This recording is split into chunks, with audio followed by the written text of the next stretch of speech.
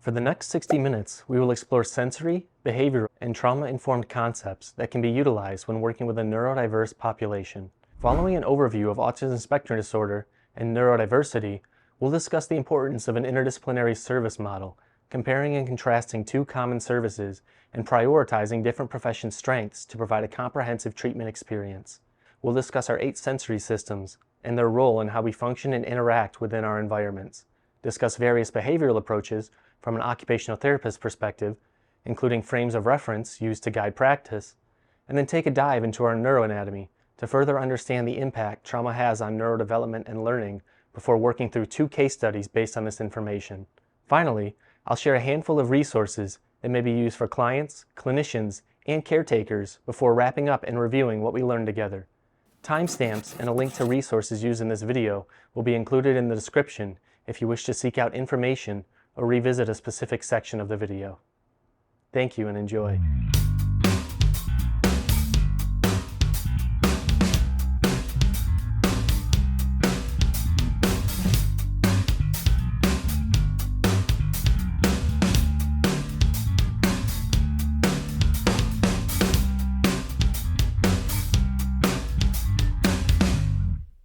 My name is Sawyer Hodgkins, and at the time of making this video, I am an occupational therapy doctorate student at Western Michigan University, working on my capstone project as a final requirement to complete my degree.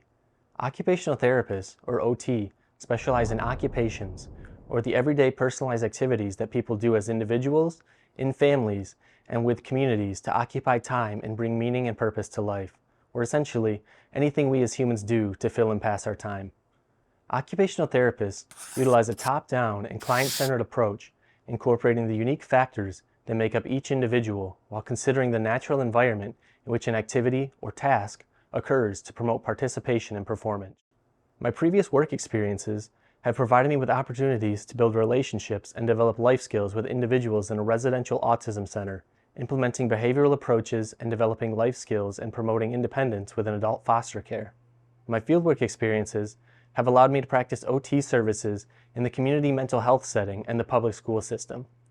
This video aims to provide education on the outlined objectives while serving as a stepping stone to provide future educational content to individuals like you who are willing to learn and grow. I want to preface this section with a discussion about neurodiversity, the natural differences in how our brains work uniquely from one another to function, process information, and interact with the world. There is no correct way for the brain to work, rather a wide range of possibilities based on biology, environmental context, and lived experiences. Understanding this concept and guiding individuals to success based on their perceived strengths and weaknesses is essential in providing top-down, client-centered care, where we look at the person as a whole.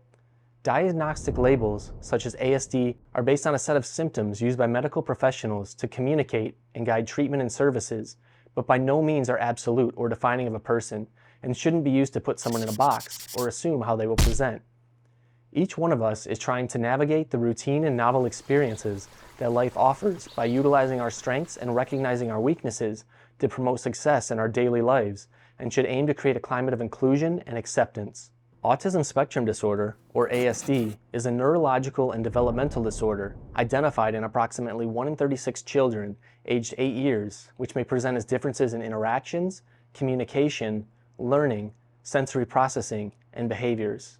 Presentations vary from individual to individual based on severity and is a lifelong disorder affecting all genders, races, ethnicities, and economic backgrounds. Previously, ASD included various subtypes you may be familiar with, such as Asperger's syndrome, to categorize presenting symptoms, but has since evolved into a spectrum disorder with 3 levels of severity based on social communication abilities and the presence of restrictive and repetitive behaviors, ranging from level 1, requiring support, to level 3, requiring very substantial support. Understanding each level and where an individual presents allows for the appropriate services and supports to be implemented to promote success in their daily lives. A reliable diagnosis of ASD can be made by 2 to 4 years of age. However, some individuals may not receive a diagnosis until later in life due to varying presentations and monitoring systems, affecting the implementation of early supports and services. Early intervention, including developmental and behavioral approaches designed for the individual by licensed professionals, has been associated with greater development and behavioral outcomes. An example of an early intervention service for children with ASD demonstrating effective outcomes is the Early Start Denver model, or ESDM. This form of behavioral therapy implements ABA principles through a play-based approach to teach and learn through natural play and activities in order to build positive relationships by encouraging interaction and communication, and is based on the understanding of typical toddler learning and development. ESDM can be provided by a variety of therapists, including behavioral specialists, occupational therapists, psychologists, speech and language pathologists, early intervention specialists, and developmental pediatricians after completing a training workshop. This study here demonstrated significant observable outcomes related to IQ, adaptive behavior, and autism diagnosis with a group of toddlers aged 18 to 30 months following 2 years of this therapy, demonstrating the efficacy of this model. Common therapy services individuals with ASD receive include occupational therapy, or OT for short, and applied behavior analysis, or ABA. While utilizing different approaches with similar populations, OT and ABA share the common goal of promoting functional participation and performance in activities an individual wants and needs to perform. The next section will discuss these disciplines in more depth, including their unique approaches and scope of practice, and it's important to mention that services aren't mutually exclusive or limited to the two mentioned. Treatment and services should be considered based on the individual's needs and include other disciplines, such as physicians to monitor overall health and seek referrals to appropriate services, while speech therapy is an option if there is a need to develop or find alternative modes of communication and promote meaningful and safe social interactions.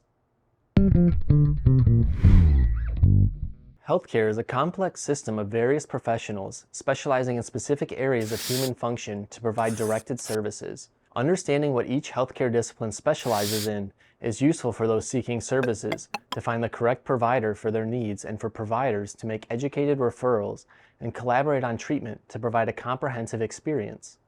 As previously mentioned, two common therapy services individuals with ASD seek out and are referred to are occupational therapy and applied behavioral analysis. Looking at these disciplines side by side will help us understand how they work towards similar goals while employing specialized treatment in their area of expertise. First, let's observe their similarities. Both professions focus on change in the real world and natural environments. What's the point of working on skills if they don't make a difference where it really matters? Skills may be worked on in a controlled environment and then generalized once mastery begins to develop. Both professions require graduate-level degrees, utilizing evidence-based practice to promote meaningful change. The overarching goal of these services is to promote functional participation and performance in activities an individual wants and needs to perform by implementing individualized treatment centered around the unique strengths and challenges a person presents with.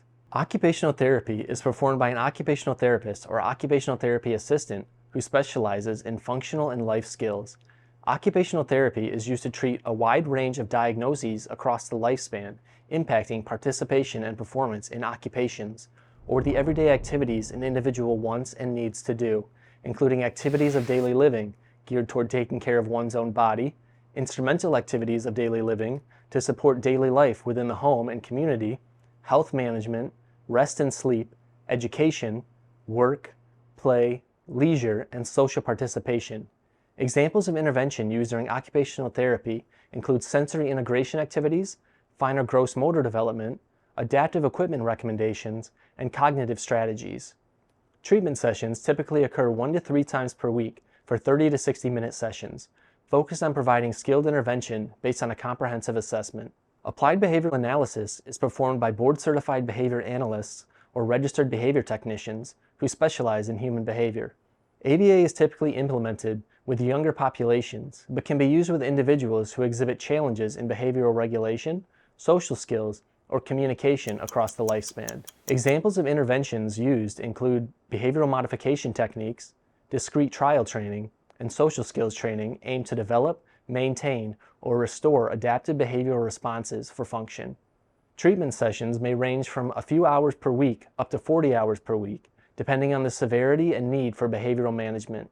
While the main focus of this information is occupational and behavioral therapy, I want to also include the important role that speech and language pathologists, or SLPs, play in developing communication skills or finding alternative modes of communication. Implementing strategies and devices that SLPs use to promote communication with other disciplines in treatment sessions offers more opportunities to learn and master these skills in a safe and supportive environment. Educated and informed decisions are made by obtaining and understanding relevant information. The goal of comparing and contrasting disciplines isn't to create a divide, but to educate and move toward cohesiveness by identifying one another's strengths and utilizing our specialized training to provide comprehensive and effective treatment to the individuals we work with. If behaviors are present, it's important to consider whether they are behavioral or intentional and self-directed for a specific purpose, or biological based on the body's response to incoming sensory information and processing. Understanding the antecedent, or what occurs before the behavior, triggering the behavioral response, is important in deciding the most appropriate method for promoting change. This flowchart can be a useful tool for narrowing down the most appropriate approach based on related difficulties. I wanted to keep it simple enough to guide general thinking related to this decision, and further probing questions should be considered to gather specific information such as which stimuli seems to be triggering, in which settings behaviors or difficulties occur, what is the severity or intensity, and what happened before, during, and after the behavior. Typically, occupational therapy and ABA services are provided at different physical locations, making collaboration difficult. Brittany is a BCBA who has been working in a setting that provides both services and was willing to provide some perspective on an interdisciplinary approach and collaboration. Based on your experience working as a BCBA in an outpatient clinic that provides both ABA and OT, what are the advantages of having both disciplines in one setting? Feeding help, first off. ABA can help with feeding just with the simple shaping and reinforcement procedures, but we are not professionals in feeding in any way.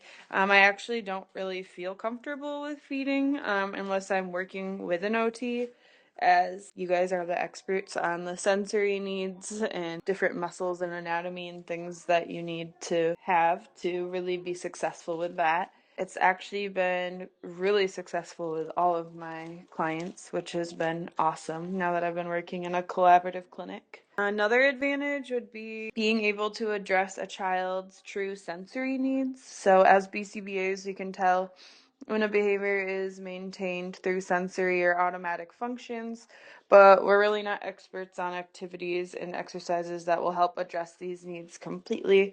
OTs have expertise on specific movements / activities that help fill these kids' cups completely, so they're really ready to learn. ABA and OT both want to change behavior, so this is another advantage.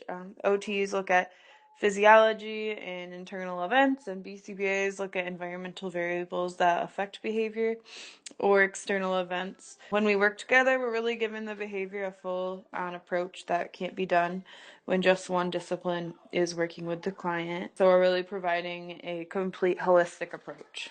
What are the disadvantages of having ABA and OT in the same clinic?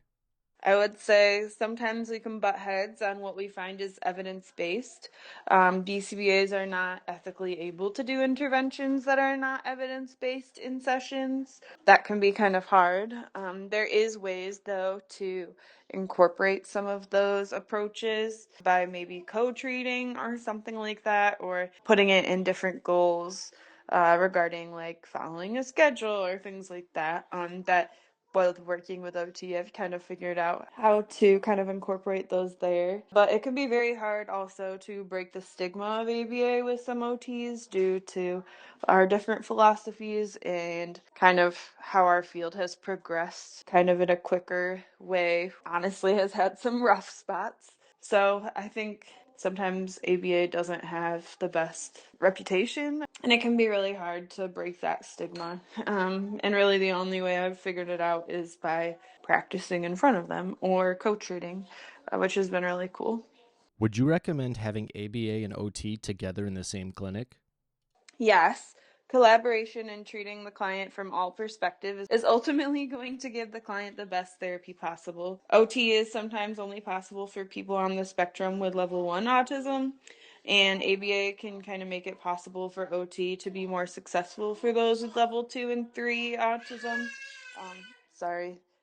So using behavior management strategies while the OT is able to teach and address the sensory needs. Co-treating is awesome for all involved. What advice or insight would you give OTs about ABA? Instead of competing, let's create the world's most amazing holistic approach to therapy. We both want to create meaningful outcomes. ABA isn't the robot making compliance obsessed therapy you might think it is. There will always be bad therapists no matter the discipline, but there are lots of collaborative, open, and humble BCBAs out there too. Last question. What advice or insight would you give other BCBAs about OT? OT is a discipline to be familiar with, to refer out to, and to collaborate with. I would also explain all of the advantages from question one, I'd also tell them that ABA is not the only answer, and if you think it is, you're doing a disservice to your client. So the only way to go up from here is to collaborate, and I think that's my goal in my career, and I hope to influence many other future BCBAs or BCBAs that come into my company or under the supervision of me. Hope this helps, and let me know if you have any other questions. Sensory processing is how our bodies receive, interpret, and react to sensory information from our environments. Sensory information travels through our afferent pathways in the central nervous system, triggering physiological, cognitive, motor, emotional, and regulatory functions, which send signals back through our efferent pathways in the central nervous system to respond, creating a cycle of sensory processing that influences how we perceive and interact with the world. It's important to recognize that not everyone processes sensations the same way. Differences in our genetic makeup, sensory system, lived experiences, diagnoses, and environmental factors play a key role in how we process and respond to sensations. Our bodies have 8 main sensory systems: tactile, auditory, visual, gustatory, olfactory, proprioception, vestibular, and interoception, which we'll dive into. The tactile system, or touch, receives messages through sensory receptors in our skin, including temperature, texture, pain, and pressure. Touch serves as a protective and discriminatory sense by recognizing and processing a stimulus before deciding what an item feels like and whether it is safe to touch. It includes stereognosis, or the ability of the brain to figure out what an item is without seeing it based on past tactile experiences. Differences in processing this sensation include food and clothing texture preference, repetitive motor patterns, and avoidance or seeking of tactile input in various forms. The auditory system, or hearing, receives information by processing sound waves through our auditory structures. It allows us to hear, interpret, and identify sounds while simultaneously able to selectively attend to auditory stimuli and determine where sounds are coming from. Sound is processed based on intensity, frequency, pitch, and duration. Differences in processing the sensation include being able to filter sounds in noisy environments and sensitivity to loud noises or certain frequencies. It's important to note that the auditory and vestibular systems are connected anatomically and receive the same input, explaining why we dance to the groove of a song and supporting the idea of movement during auditory learning. The visual system, or sight, receives information through the eyes, allowing us to see objects and visually scan and assess our environment. Differences in processing this sensation include the ability to focus, eye-hand coordination required for functional tasks, sensitivity to various forms of light, and the ability to discriminate visual stimuli related to our visual perceptual skills. The gustatory system, or taste, is responsible for detecting and perceiving taste by identifying 5 different flavors, including sweet, salty, bitter, sour, and savory, while all other flavors that we might perceive are related to the sense of smell. Texture and temperature in the mouth are processed by the tactile system, creating a complex process by which we process the food that we eat. Differences in processing this sensation primarily include flavor preferences. When addressing feeding, difficulties are typically related to the texture and smell rather than taste, which is why feeding therapy focuses on gradually increasing textures and smells. Individuals who chew items frequently, including gum, chewies, or other items, may be typically seeking proprioceptive input through the jaw rather than taste. The olfactory system, or smell, is responsible for processing thousands of different odors and determining if they are pleasurable, unpleasurable, dangerous, strong, or faint. As we breathe, smell passes through chemical receptors that are directly connected to the limbic system, which is responsible for emotional memory, creating an emotional tie to smells from the environment and the food we eat. Differences in processing this sensation include the ability to discriminate and tolerate odors, discern the intensity of smells, and influences preferences related to food. Many individuals are sensitive or have allergies to specific scents, and once an odor fills a room, it doesn't dissipate quickly. Therefore, it is best practice to limit the use of scents such as essential oils, air fresheners, and perfumes in shared spaces and with larger groups. The proprioceptive system is an internal body sense that receives input from the joints, muscles, ligaments, and other connective tissue by detecting contraction, stretching, and compression. Playing a key role in body awareness, proprioception allows us to know where our body parts are and what they are doing without looking. Differences in processing this sensation include coordination, body awareness, grading amounts of pressure needed for tasks such as writing, and craving or avoiding input through these receptors from actions including pushing, pulling, jumping, or bouncing. Proprioception plays a key role in our ability to complete daily tasks and develop muscle memory for activities such as walking upstairs by knowing where our feet are located and the distance they need to move for the next step, or reaching and turning knobs by knowing how far you need to reach, how much force it takes to turn, and the direction in which it turns. The vestibular system is located in the inner ear and detects changes in the movement and acceleration of the head, influencing body positioning and balance. Vestibular input tells us if we are standing still, hanging upside down, or spinning in circles. Differences in processing this sensation include preferences for movement types, including spinning or swinging, heights, and motion sickness. Gravitational insecurity, or an intense emotional response to movement, may occur if an individual is sensitive to vestibular input and experiences changes in head positioning. Both feet aren't on the floor, or they're engaged in movements requiring balance and may result in the avoidance of movement and engagement in activities. Different movements such as jumping, climbing, rolling, crawling, swinging, and tummy time put the head in many different positions and promote movement patterns that help to build a strong vestibular system. Remember that individuals may be sensitive to certain forms of vestibular input, and to gradually implement more complex movement patterns while respecting the boundaries and safety of the individual. The interoception system is responsible for letting us know what is going on inside the body by receiving signals from the sensory receptors located inside organs. It includes awareness of feelings, hunger, thirst, fatigue, pain, temperature, the need to use the bathroom, heart rate, and any other internal sensation that might be going on.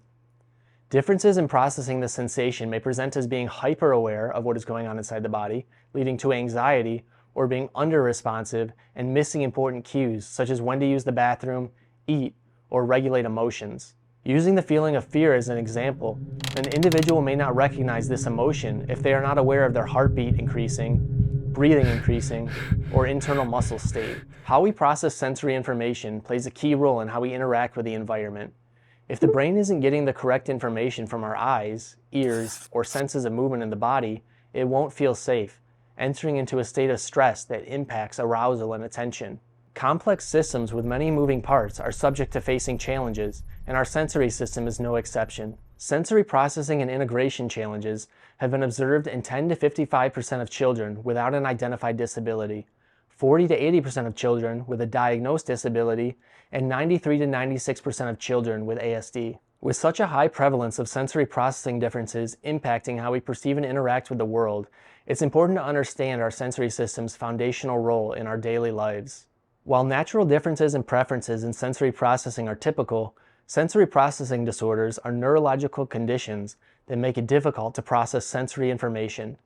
Sensory processing disorder, or SPD, is complex and may affect one or multiple sensory systems, resulting in symptoms related to emotional, behavioral, social, attentional, or motor difficulties. It's important to note that not everyone who has challenges with sensory processing has a sensory processing disorder, and this disorder is hard to diagnose due to its complexity and the absence of a single diagnostic test. SPD is composed of 13 subtypes divided into 3 categories, including sensory modulation disorders, sensory discrimination disorders, and sensory-based motor disorders. Sensory modulation disorders impact the body's response to incoming sensory stimuli, including the intensity and nature, resulting in emotional, behavioral, or negative responses typically not shown in response to a stimulus. Individuals may be sensory over-responsive or have an extreme reaction to ordinary stimuli that may result in avoidance of situations or items, sensory underresponsiveness, or be unaware or slow to respond to sensory input and may result in missing information or difficulties with attention, or sensory craving and continuously seek out sensory input without appearing satisfied. Individuals may be over-responsive in one sensory system, such as touch, while under-responsive in another, such as hearing, or to different sensory stimuli in the same system, like light touch and deep pressure. Sensory discrimination disorder relates to how a person recognizes and interprets different or similar sensations relating to our 8 main senses, including discriminating between hot and cold, fast and slow, loud and quiet, sweet and sour, light and dark, hungry and full, and so on. Being able to tell the difference between sensations is a dynamic process that allows us to respond adaptively and safely to an ever-changing world. Sensory-based motor disorders pertain to difficulties controlling and stabilizing body movements. Postural disorders affect a person's ability to maintain balance and stability and may present as difficulties with posture, core strength, and balance. Dyspraxia, also known as developmental coordination disorder, affects physical coordination and may present as difficulties with fine motor control, tracking of visual stimuli, play skills, articulation, and many activities of daily living, such as hygiene, self-care, and eating. Here is a generalized list of potential signs an individual may be experiencing difficulty with sensory processing. By no means is it all-inclusive, and should only be used to guide further exploration, rather than develop assumptions or jump to conclusions. Assessing and treating sensory processing differences isn't always straightforward, as there is not a one-size-fits-all formula to follow. Occupational therapists are trained to assess and treat sensory processing difficulties by providing targeted sensory input based on an individual's unique profile. One way to gather this information is through standardized assessments, such as the Sensory Profile 2, created by Winnie Dunn. This form-based questionnaire can be completed by parents, caregivers, teachers, or the individual themselves, with different forms available to cover all ages, ranging from toddler to adult. Once the form is scored, it provides insight into an individual's sensory processing patterns, or how they interpret, process, and respond to sensory input. Sensory processing patterns are divided into 4 quadrants: active self-regulation, passive self-regulation, hyposensitivity, and hypersensitivity. Low registration is a passive process relating to the ability to recognize and interpret sensory input from the environment. An individual with low registration might be hyposensitive or under-responsive to incoming sensory information, missing information, or having difficulties with attention. Sensation seeking relates to actively seeking out sensory input from the environment. An individual who is under-responsive to sensory information may seek out more input than others to regulate their bodies. Sensory sensitivity is another passive process relating to recognizing and interpreting sensory input from the environment. An individual who is sensory sensitive experiences sensory input at a greater intensity than others. Sensory avoiding is the active process of avoiding sensory input. If an individual is sensory sensitive, they may avoid noises, lights, textures, or movements to prevent their sensory system from feeling overwhelmed due to the hypersensitive nature of their system. Sensory processing patterns are dynamic and may change as we develop, learn, and adapt to our environments. Another form-based assessment that can be used by OTs and other professionals is the Sensory Processing Measure, or SPM2. Similar to the sensory profile, the sensory processing measure is quick to administer and provides a complete picture of sensory integration and processing difficulties in multiple environments, ranging from 4 months to 87 years, while offering quick tips to help with challenges. Other disciplines with training in sensory processing can administer and score both of these assessments, but occupational therapists offer the expertise to best interpret these results while linking to function and should be consulted or referred if scores indicate sensory processing difficulties. The Pyramid of Learning, created in 1991 by occupational therapist Kathleen Taylor and special educator Marian Trott, is a helpful way of visualizing how our sensory systems create a foundation for higher levels of cognition and function. The central nervous system needs to be regulated by the sensory system. Our brains can only allocate so many resources, and if all of the attention is focused on managing our basic functions to feel safe in our environments and in control of our body, there isn't much left to allocate to motor, perception, or cognitive functions. This helps explain why it is difficult to focus, problem solve, learn, and perform skilled activities when stressed or overwhelmed, and why we need to ensure someone is regulated before engaging in higher levels of function and placing task demands. So what can we do to provide someone with the correct sensory input for their system? On the screen is a list of sensory supports for each sensory system, and I'll put a link to a document in the description. But plenty of resources offering a variety of approaches and strategies already exist, so I don't want to spend too much time listing these off. An abundance of research on the topic of sensory processing related to difficulties, differences, and the impact on function has been produced. But research is limited regarding the efficacy of sensory interventions due to individuality of sensory processing. Conducting randomized controlled trials with larger sample sizes isn't easy, and evidence is typically based on smaller groups or individual case studies. I urge you to get creative and find unique ways to provide this input based on the individual's interest, environment, and access to resources, while documenting objective information related to what works and what doesn't.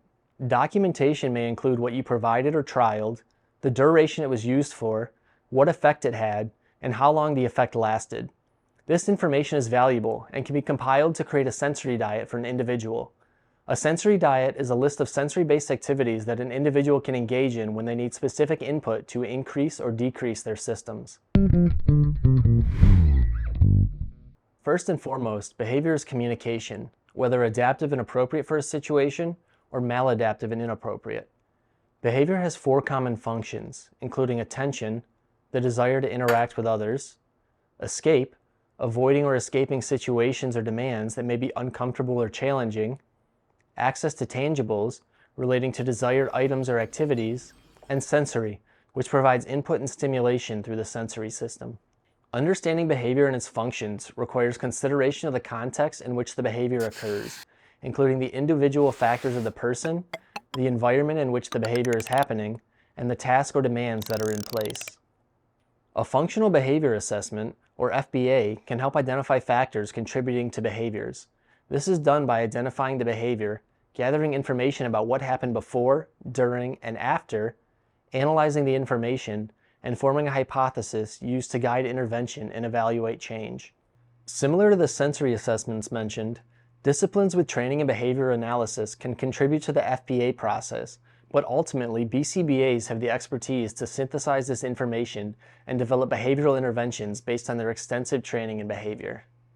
Understanding behavior and providing intervention is important to create safety, such as following street signs, understanding boundaries, and avoiding dangerous objects, and develop adaptive skills and habits to complete tasks and activities that an individual wants and needs to do for their health and well-being, such as dressing, hygiene, learning, and communication. Behavioral theories occupational therapists use can be viewed as a continuum, moving from behavior modification to cognitive behavioral therapies, or CBT, to social cognitive theories of learning. The continuum initially prioritizes health and safety, while focusing on the development of appropriate adaptive, social, or functional skills to increase independence, maintain health, and increase social inclusion. OTs focus on a client-centered, top-down approach, considering the person as a whole rather than a specific behavior they are trying to change, primarily applying behavioral principles through self-management or self-regulation strategies. Desired behaviors are facilitated through defining goals and working towards them using skill instruction, modeling, coaching, and behavioral reinforcement. OTs analyze and break down tasks into smaller parts in order to apply these strategies to promote performance and participation. Classical behaviorism approaches are used in therapy and traditionally recognized as applied behavior therapy. While BCBAs specialize in behavior and behavioral approaches, these key foundational concepts can be implemented by other skilled professions to facilitate function and participation and are often integrated and used in practice naturally. Classical conditioning, or associated learning, includes pairing a stimulus with a response. An example of classical conditioning could be ringing a bell every time you start a fun activity that elicits feelings of excitement, eventually creating an association between the sound of the bell and excitement. Operant conditioning suggests behaviors that are reinforced tend to be repeated, while behaviors that are not reinforced tend to disappear. An example would be providing a reward when an individual uses appropriate communication and removing a withholding reward if not, to reinforce the use of appropriate communication. Shaping and chaining stems from operant conditioning. Shaping is used to reinforce steps of a task, while each step is chained together to complete it as a whole. Teaching a child to brush their teeth requires multiple steps. Grab the toothbrush, open and put on the toothpaste, turn on the water, brush, and clean up. When put together, you chain the steps into the activity of brushing teeth.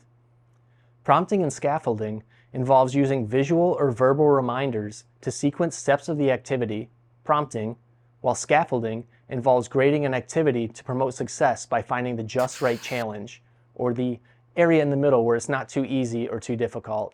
When a client becomes more successful with these steps and we remove prompts and scaffolding, this is called fading. An individual may be asked, where did the blocks go, when putting away toys while refraining from latching the container due to fine motor difficulties, which may be faded out to increase independence with the task as the individual develops the required skills.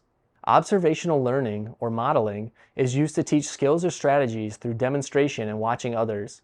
Children learn appropriate play and social skills by watching and interacting with their peers, by observing how others are completing a task or using an item.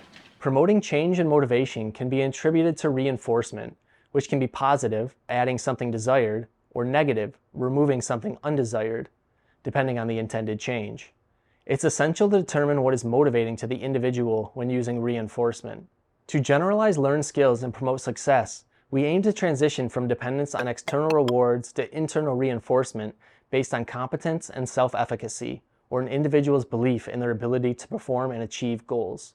On screen are some examples of reinforcement types and examples of use.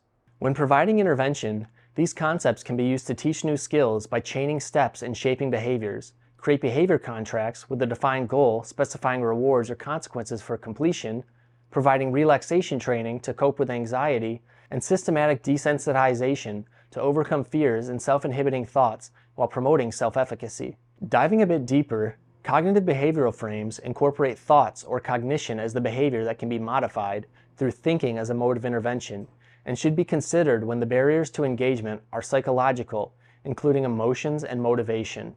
Occupational therapy approaches using CBT principles focus on teaching and learning, psychoeducation, and self-management by utilizing individual and group sessions that can be modified for both children and adults based on the specific need. Bandura's social learning theory bridges the gap between behavior modification and cognitive behaviorism by looking at the interaction between person, behavior, and environment, utilizing these concepts: observational learning and modeling, suggesting we learn from observing from others, and social implications that follow. Positive and negative behaviors may be imitated or learned, while being more strongly reinforced by positive consequences. Modeling and observational learning can be effective tools when used in role-playing scenarios with peers. Methods of reinforcement progress from initial, referring to external reinforcement typically in the form of money, food, or social approval, to symbolic, or our internal images of success and failure, to social contract, which provides self-control based on our knowledge of social consequences, to personal satisfaction, which is self-produced based on feelings of competence and achievement. Self-control and self-regulation. We can't always control our emotions, but we can learn how to recognize and control how we respond. Included is recognizing body signs through interoception, such as heart rate, respiratory rate, and body temperature, while practicing relaxation techniques to reduce associated stress responses. Self-regulation also includes directing and being in control of one's own life by creating goals, strategies to achieve them, and building in self-reinforcement. Goals are most effective when they are short-term, time-limited, and created by the individual working towards the goal based on their interests. Human agency is one's ability to intentionally act and make choices in their life, and incorporates concepts such as self-efficacy, or one's own belief in their ability to effectively interact with the environment, self-awareness, relating to the understanding of our strengths, weaknesses, and impact of our actions on others, and insight, which involves understanding one's own abilities, disabilities, and motivations for behavior.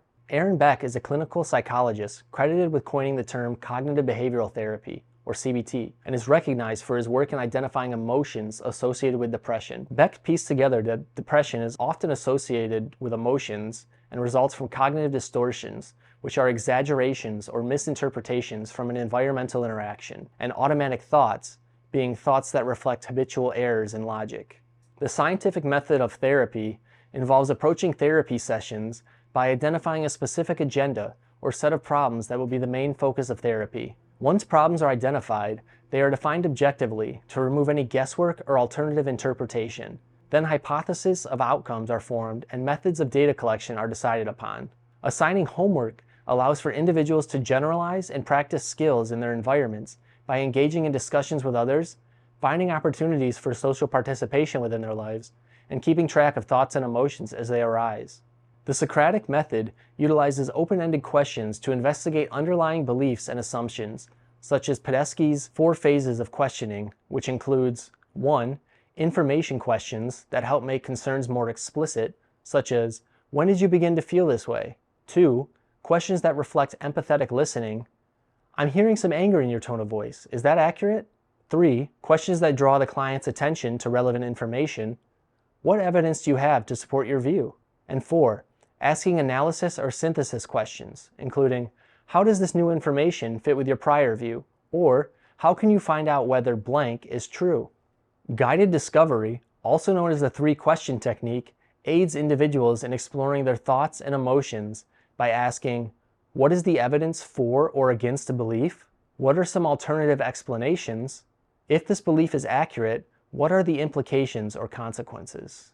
Core schema are absolute core beliefs, such as I am bad or I am good. Core beliefs are important to one's identity, but hard to change, and focus should be placed on exploring the emotions or behaviors an individual wishes to change while questioning where these beliefs stem from, using the set of previous questions.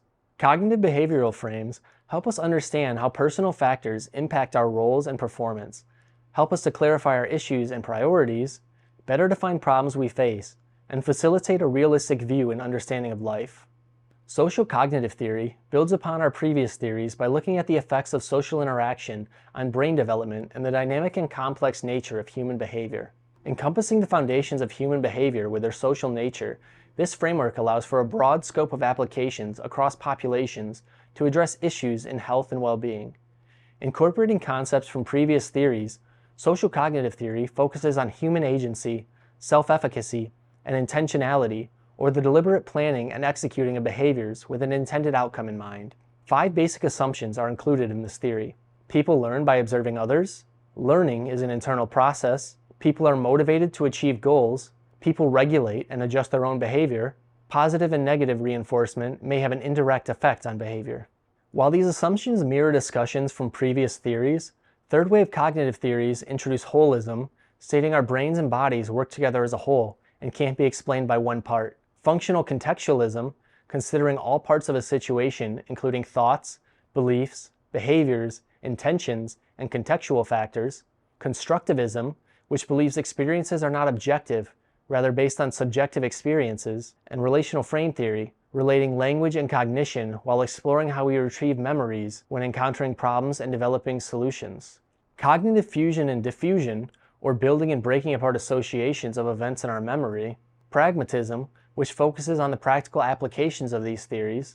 Mindfulness, which refers to the full awareness of events in the here and now, suspending judgment or evaluation, and just being. These concepts help individuals and us as clinicians explore the unique life experiences that create individuality. Change stems from supporting and promoting mastery over one's thoughts, skills, and environment, creating internal motivation through competency and autonomy. Trans-theoretical stages of change serve as a cyclical format for describing and tracking change and can be broken down into 5 stages. Pre-contemplation, or no intention of taking action within the next 6 months. Contemplation, intends to take action within the next 6 months.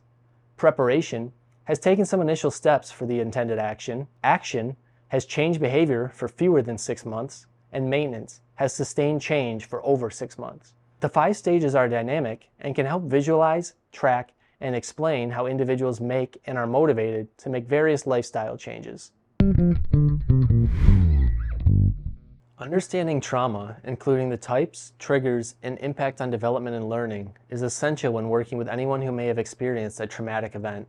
Trauma is any intensely upsetting experience that can be emotionally, mentally, or physically overwhelming for a person, and can forever alter one's belief that the world is good and safe. Neuroception is our unconscious ability to detect cues of safety or danger in the environment and respond by shifting into defensive or safety behaviors.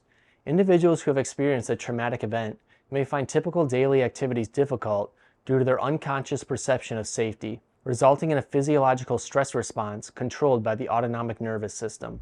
The autonomic nervous system regulates involuntary functions, including heart rate, blood pressure, respiration, digestion, and arousal. Two of its branches are the sympathetic and parasympathetic nervous systems, which play a primary role in managing the body's response to stress. The stress response, also known as fight, flight, or freeze, is influenced and regulated by cortisol, or the stress hormone. Typically, the sympathetic nervous system initiates the stress response when faced with excessive stress, danger, or physical activity by releasing increased levels of cortisol, causing the related physiological functions to increase, while the parasympathetic nervous system works to calm the body down by decreasing these levels and entering a state of relaxation. Following trauma, the body may release excess cortisol, resulting in damage to the hippocampus, which may impact the body's natural ability to regulate cortisol in stress, leading to hyper or hypoarousal. Understanding the body's natural response to stress and the impact trauma may have on this process is important for recognizing how the presence of traumatic experiences may impact development, including behavioral responses, learning, attention, and memory. Trauma may also impact an individual's response to sensory experiences. Sensory stimuli may be associated with a traumatic experience, such as loud noises or visual images, and trigger an emotional response or change the way our bodies process this information, making it hard to manage our internal stress response. Trauma can occur in two forms. Simple trauma, usually occurring within a short time frame or a one-time event, and involving an intense emotional response, such as the loss of a family member or friend, parental separation, environmental disasters, forms of assault, or automobile accidents. Complex trauma is the repeated exposure to traumatic experiences, typically person-to-person trauma, including sources such as a person who nurtures, cares for, or protects an individual. Trauma impacts a variety of different brain structures, including the hippocampus, a small part of the brain responsible for learning and creating new memories. Difficulty with forming new memories impacts the capacity to learn new information, making the development of new habits and routines difficult. The amygdala plays a key role in processing emotions, especially fear and social stimuli, such as a person's tone of voice or facial expressions. Trauma may impact the amygdala's response and ability to process and regulate emotions, including an appropriate fight or flight response, due to its role in detecting danger. The amygdala receives sensory input from all the senses, creating difficulties with emotional memory based on environmental context or that sensory stimuli we're constantly receiving. Motivation may also be affected, as one of its pathways sends motivation and drive signals through the limbic system, influencing how you feel or respond to situations in the environment. The limbic system is made up of various brain structures, including the amygdala and hippocampus, which explain its role in responding to specific situations and environmental stimuli. The limbic system helps regulate hunger and thirst by processing incoming interoceptive signals and sending cues to the body to respond. It also plays a role in our pain and pleasure response due to its link to our emotions. The corpus callosum carries information back and forth between the left and the right hemispheres of the brain. Damage to this area of the brain may impact its ability to communicate properly and result in difficulties with processing and coordinating senses, movement, and cognitive functions, such as language processing, memory, problem solving, and reasoning.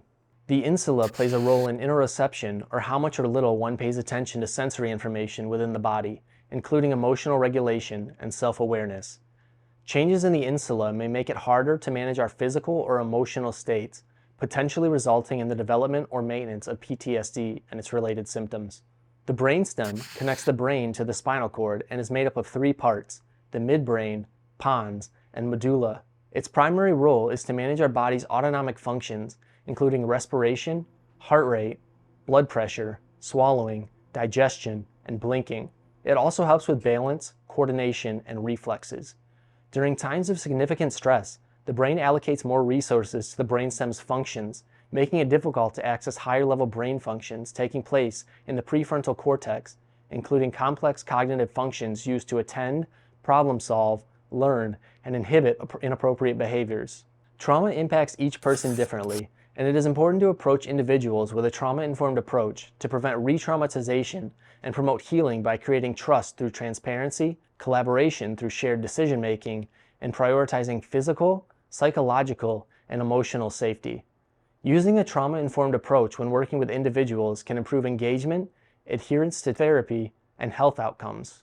Potential signs that an individual may be experiencing or have experienced trauma include hypersensitivity to certain stimuli that may trigger a meltdown, increased difficulty with self-regulation or calming down enough to pay attention and participate in daily life, behavior changes such as increased aggression or irritability, negative emotions, intrusive memories, or nightmares, physical symptoms, including atypical body pains and responses, changes in sleep patterns, appetite or digestive problems, isolating by withdrawing from others, including friends, family, and previously enjoyed activities.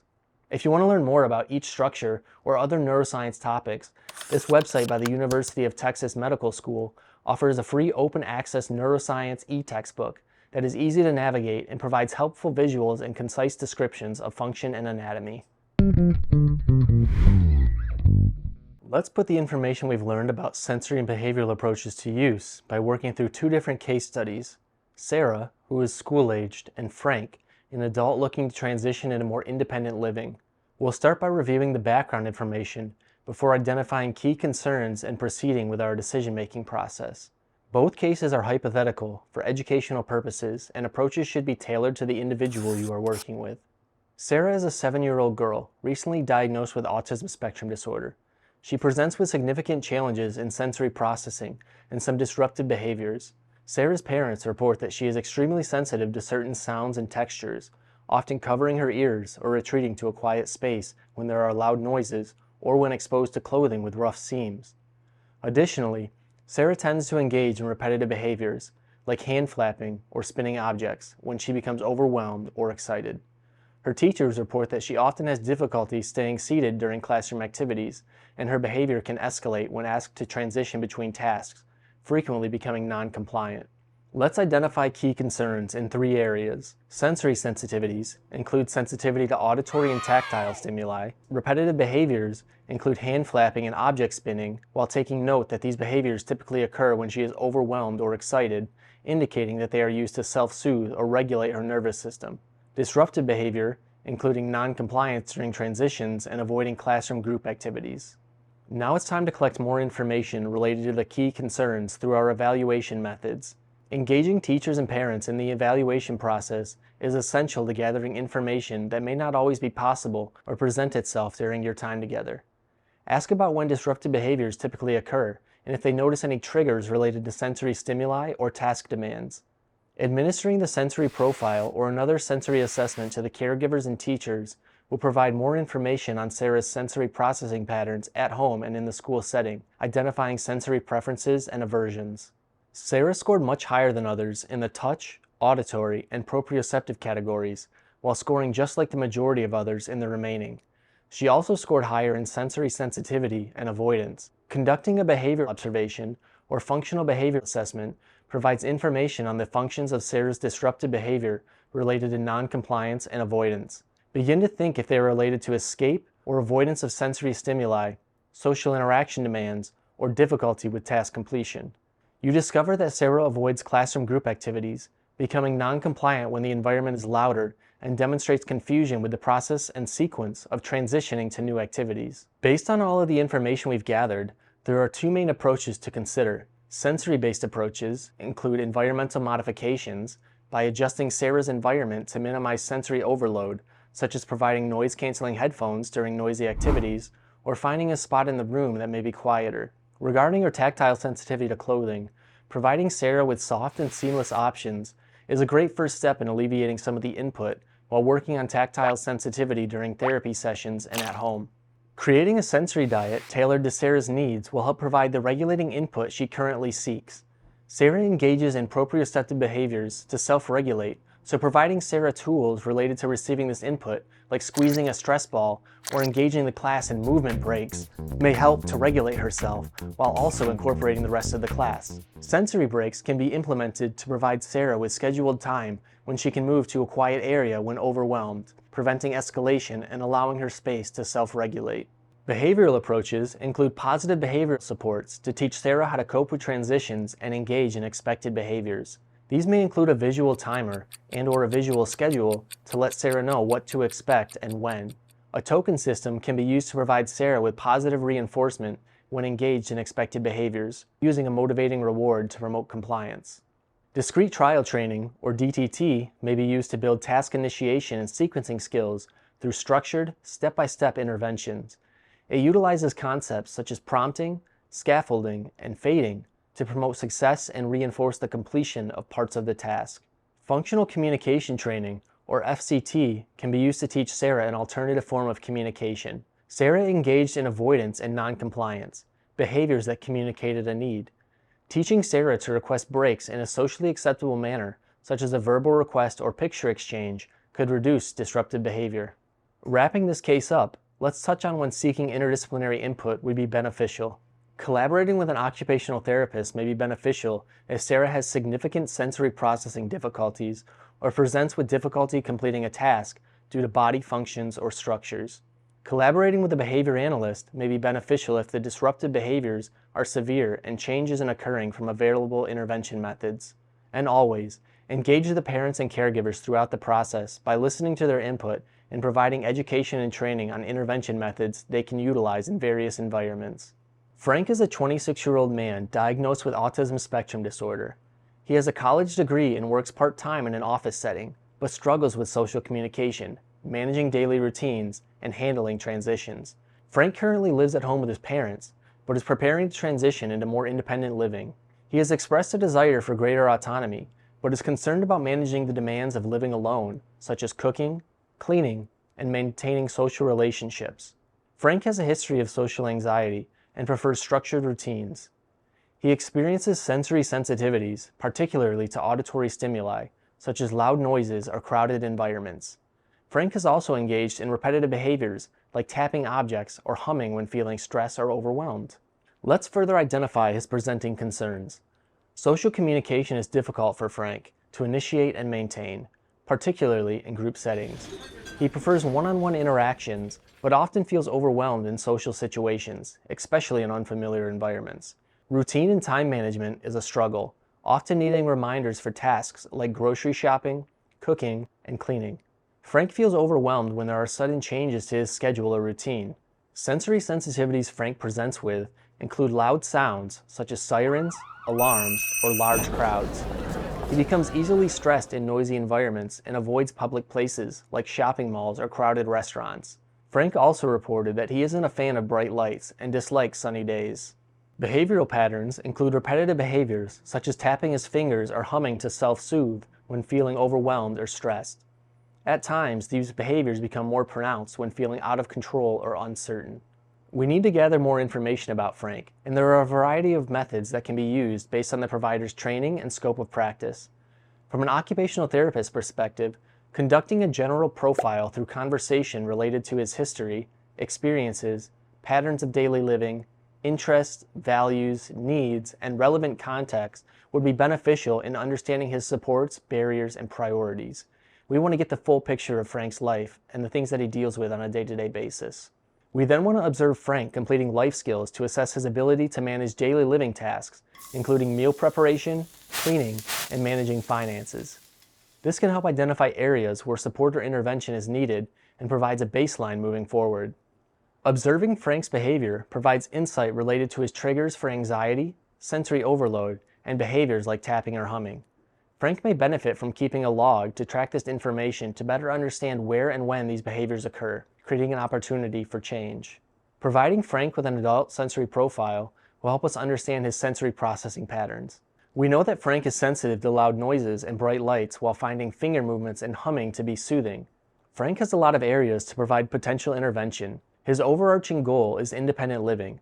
Therefore, we must focus on the necessary skills and activities he would need to complete daily living tasks, such as daily living skills that can be addressed by promoting the underlying skills needed to perform the activity, modifying the environment to meet his needs, and modifying the task itself by finding alternative ways to complete it.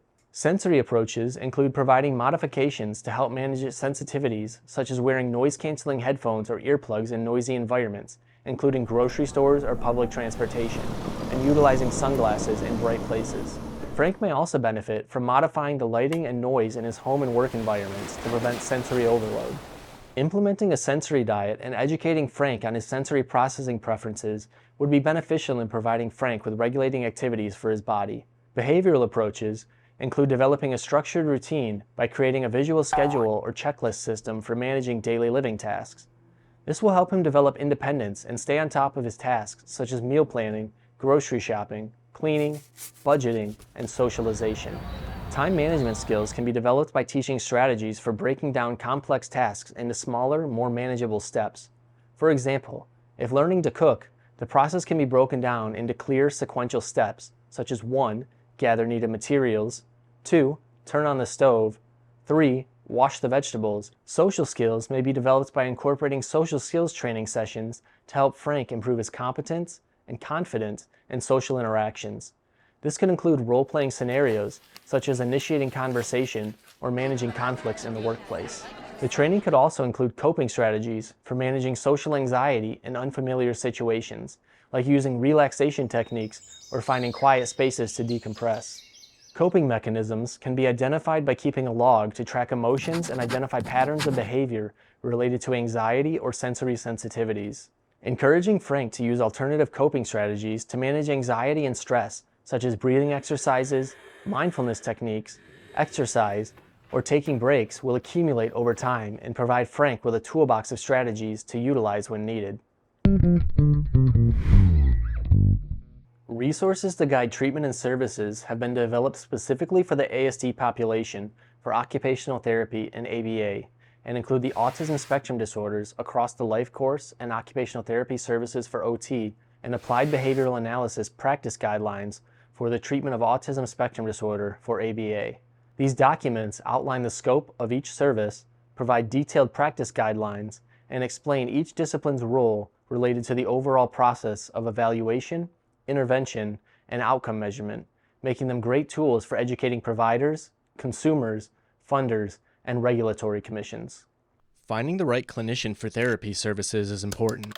Using these free websites offered by the Behavior Analyst Certification Board and National Board for Certification in Occupational Therapy provide the ability to search up providers and verify they have the proper credentials and are in good standing with their licensing and practice requirements, providing peace of mind when finding a new therapist.